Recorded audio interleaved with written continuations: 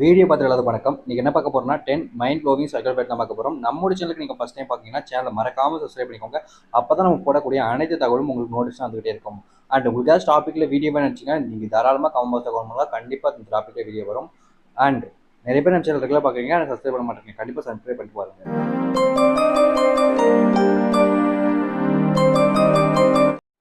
ஒரு சில பெண்கள் ஒரு சில இடத்திற்கு செல்வதற்கு பயப்படுவார்கள். ஆனால் உங்களுடன் வருகிறார்கள் என்றால் அவர்களை விட அவர்களுக்கு உங்கள் மீது தான் அதிக நம்பிக்கை இருக்கின்ற என்ற அர்த்தம். அதாவது பார்த்தீங்கன்னா பெண்கள் அப்படின்றத வச்சும் ஒரு சில இடங்கள், ஆண்கள் அப்படின்ற வச்சாலும் ஒரு சில இடங்கள் அப்படின்ற போய் ஒரு இடத்துக்கு சில இடத்துக்குலாம் போகிறதுக்கு பயப்படுவாங்க. அது அவங்களுடைய நேச்சுரலாகவே வரக்கூடிய விஷயமா இருக்கலாம், அல்லது ஏதாச்சும் ஒரு விஷயத்த பார்த்து பயப்படக்கூடிய விஷயங்களா இருக்கலாம். அந்த மாதிரி பயப்படும் போது அவங்க அந்த இடத்துக்கு போகவே மாட்டாங்க.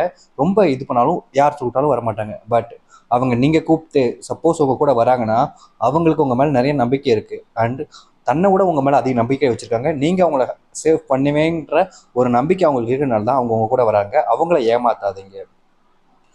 அதிக ஆண்கள் யாருக்காகவும் தன்னை மாற்றிக்கொள்ள மாட்டோம் என்று இருப்பார்கள். ஆனால் ஒரு சில பெண் அவர்கள் வாழ்க்கைக்குள் வரும்பொழுது உனக்காக என்னை மாற்றிக்கொள்கிறேன் என்று அவரே மாற்றிக்கொள்கிறார். அதாவது பார்த்தீங்கன்னா இங்கே இருக்கக்கூடிய மோஸ்ட் ஆஃப் த பீப்புள் ஆண்களில் யாருக்காகவும் என்னை மாற்றிக்க மாட்டேன், என் இஷ்டம் போல தான் இருப்பேன், என் இஷ்டத்துக்கு வேணால் நீர் அப்படின்ற மாதிரி தான் இருக்காங்க தவிர யாரும் அந்த ஒரு பொண்ணுக்காக மாற்றிக்கிறது கிடையாது.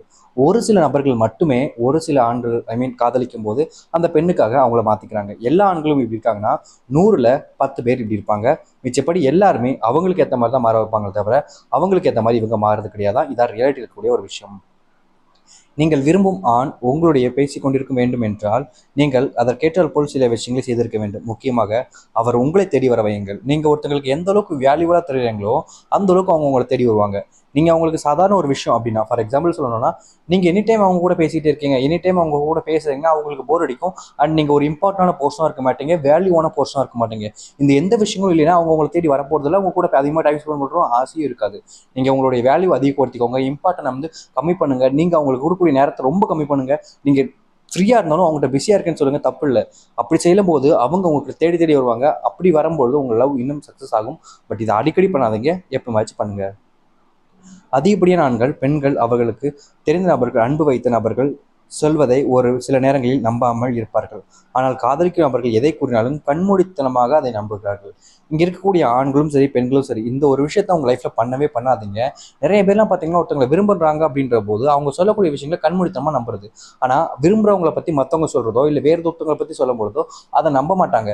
உங்கள் லைஃப்பில் நீங்கள் ஒருத்தங்களை விரும்புறது தப்பு இல்லை, கண்மூடித்தனமாக நம்புறது தப்பு இல்லை. ஆனால் ஒருத்தங்க சொல்லும் போது எதுக்கு சொல்கிறாங்க, ஏன் சொல்கிறாங்கன்ற ஒரு விஷயத்த யோசிச்சு பாருங்கள். அவங்க தப்பாகவே சொல்லட்டும், அவங்க எவ்வளோ கேவலமானாலும் சொல்லட்டும், அதை யோசிச்சு பாருங்கள். அது சரியா தப்பான்றதை சர்ச் பண்ணி பார்க்குறது எந்த ஒரு தப்பும் இல்லை. ஏன்னா லைஃப் ஃபுல்லாக ஒருத்தவங்க கூட வாழப்போகிறோம். அவங்கள பற்றி நம்ம முழுமையாக தெரிஞ்சுக்கிறதுக்காக இந்த விஷயங்கள் பண்ணுறது தப்பு கிடையாது.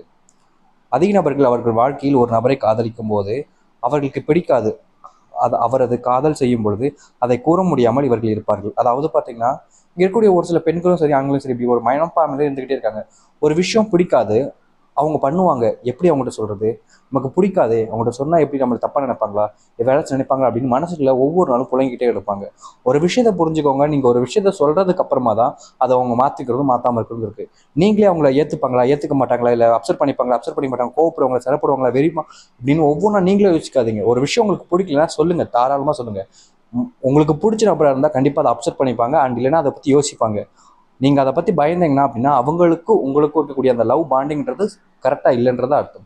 ஸோ கேஸ் பார்த்தீங்கன்னா இந்த ஒரு வீடியோ அவ்வளோதான். உங்களுக்கு பிடிச்சிருந்தா லைக் பண்ணுங்கள், உங்களுக்கு புரிஞ்சிருந்துச்சு யூஸ்ஃபுல்லாக இருந்துச்சுன்னா லைக் சப்ஸ்கிரைப் பண்ணிக்கோங்க. இதே மாதிரி வேற வீடியோ பார்க்குறதுக்கும் சீதரா பாய்.